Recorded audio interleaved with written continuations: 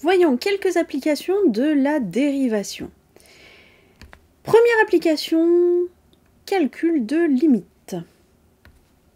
Alors, dans certains cas très particuliers, ce que je vais raconter là, c'est loin d'être général, mais dans certains cas particuliers, eh bien, il est possible de calculer des limites en utilisant la dérivation. Voyons 3 exemples.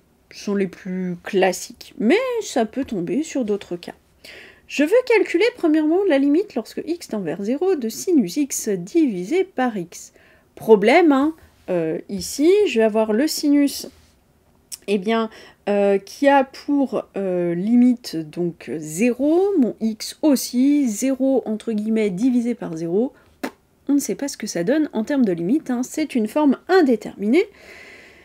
Bon, comment est-ce qu'on peut faire?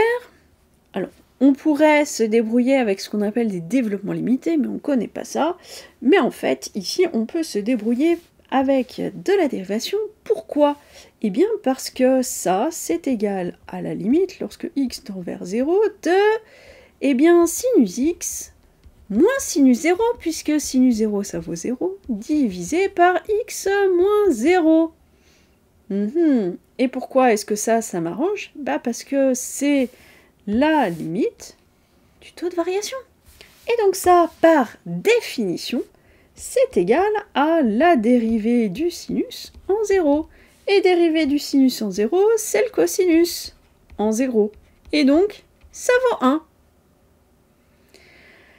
De la même façon, si je veux calculer la limite de e de x moins 1 sur x, lorsque x tend vers 0, alors j'ai un problème, pourquoi? Parce que ça c'est 1, donc 1 moins 1 ça fait 0, j'ai 0 divisé par 0, forme indéterminée.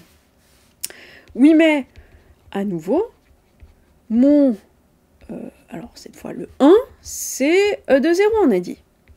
Divisé, alors, soit divisé par x, soit divisé par x moins 0, c'est exactement la même chose. Tout dépend comment on veut le voir, si c'est le f de a plus h moins f de a sur h, ou si c'est le f de x0 moins, enfin f de x moins f de x0 sur x moins x0. Ici, ça revient au même. Quoi qu'il en soit, ça c'est quoi? C'est la dérivée de l'exponentielle prise en 0, oui, mais la dérivée de l'exponentielle, c'est l'exponentielle, donc j'ai e de 0, c'est-à-dire encore 1. Bon, il se trouve que ça fait 1, mais ce ne sera pas toujours forcément 1. Bon, si je prends dernier cas, la limite ici du log de 1 plus x sur x lorsque x tend vers 0, encore une fois, je vais avoir 0 divisé par 0, forme indéterminée. Oui, mais ça, c'est égal à la limite lorsque x tend vers 0 de log de 1 plus x moins log de 1 qui fait 0, divisé par x, ou x moins 0, mais là on est sur du f de a plus x moins f de a, f de a plus h, pardon, moins f de a sur h.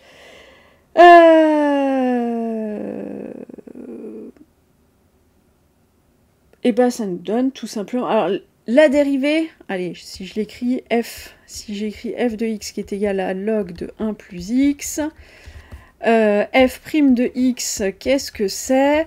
Si vous voulez, on peut voir f sous la forme g rond u, où on a g de y qui est égal à log de y, et u de x qui est égal à 1 plus x, donc g' de y qui est égal à 1 sur y, u' de x qui est égal à 1. Donc, dérivée, on se rappelle u' de x, c'est-à-dire 1, fois g' de u de x, donc 1 sur 1 plus x.